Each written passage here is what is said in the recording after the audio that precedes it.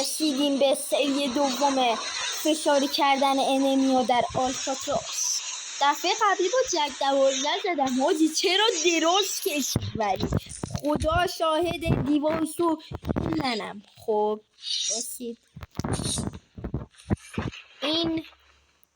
دیوایس همه این خدا این اسکینم هم خودم برو گام شا بابا دیوایس من دیوایس هم بردم بیارم بذارم کار خوبی مثل سگ دارم فرار میکنم دادن چیکار بکنی خرافیز یه بذاره به من رنده میکنی به خدافز گربه رو پیش کیش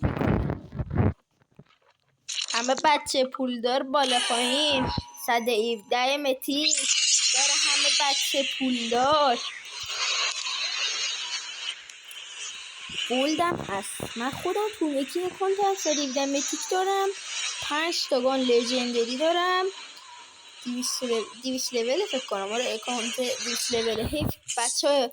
این حواستون باشه هیچ وقت داخل روبیکا دیدید یا داخل روبیکا یه جای دیگه دیدید زدن پی اونو میدونم از زمانش گذشته من الان بهتون میگم من فهمیده ولی اونا که نفهمیدن دیدید یکی نوشته تاق پی نرید حاجی باش تاق بزنید جان مادرتون با اکانتاتون رو نبرید باش تاق بزنید اینا دوزن.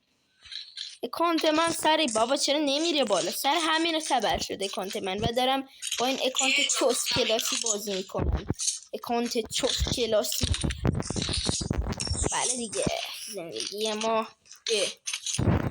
بچه پولدار بیمه ما بی پول بیمه مهر داری میزنی دار بیمه درره روندی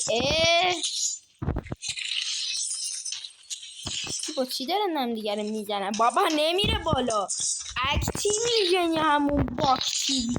یو مادره سلام داشت چطوری خوبی خسته نباشی دلاور مسئله مسکین ور داداش ندیدی یارو رو حالا خودت بسن احتمال خودت که بود حالا دوباره میتونه نر بالا آرام یه دونه شات